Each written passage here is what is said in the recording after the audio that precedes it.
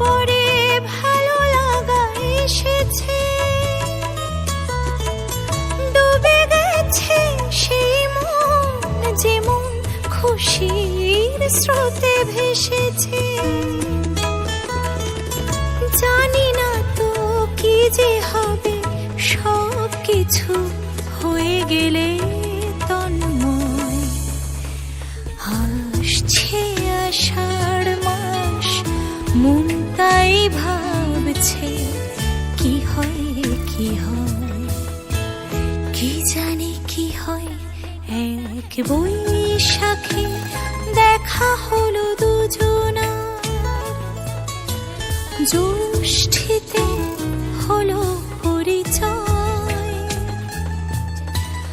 আসছে আষাঢ় মাস, মন তাই ভাবছে কি হয় কি হয়, কি জানি কি হয়।